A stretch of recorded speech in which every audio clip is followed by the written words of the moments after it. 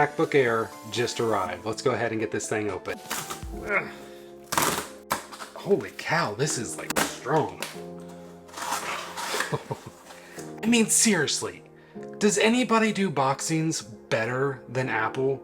Because this is like, this alone is like ingenious. Like, I love the way they reuse stuff. Look at that. I got the midnight one because it was a new color. Let's go ahead and continue.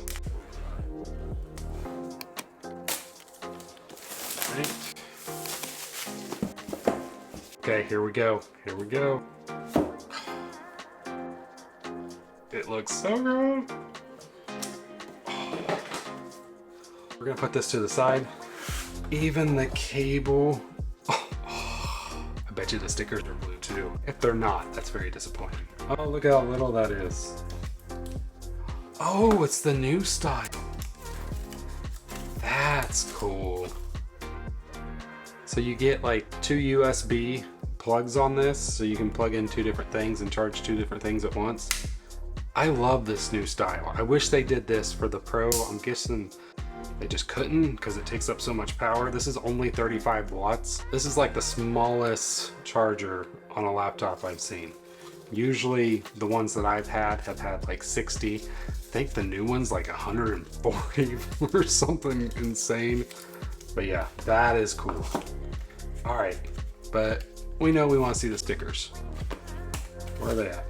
That's all. Come on. There they are. Oh, look at that. That looks great. Just a hint of blue. Oh, I'm keeping these. My son is gonna want to steal one, but no. I really like the blue. Holy cow. Okay, it lives up to the Air name. I don't know why I didn't notice it when I took it out of the box, but man, this thing is light as can be. Now I have the 16-inch back here, and that thing's heavy. Oh man, this thing's awesome. Go.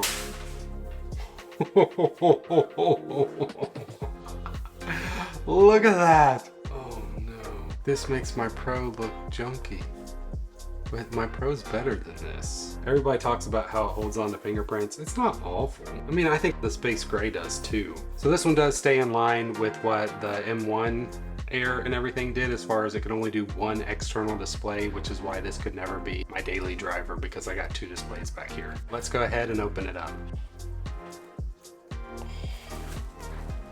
I love that sound. Man, this thing looks amazing. So for whatever reason, they went away from putting MacBook on the bottom like they do the MacBook Pros. I'm not sure why that is, because other than that, it's got a very similar design.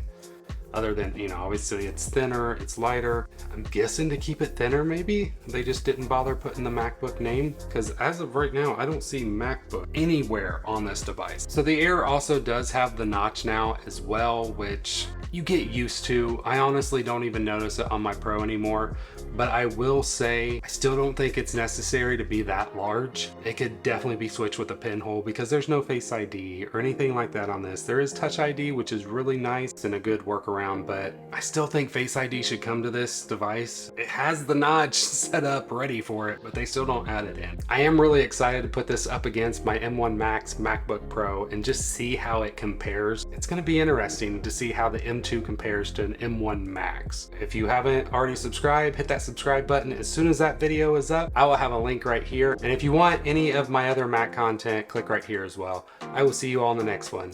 God bless.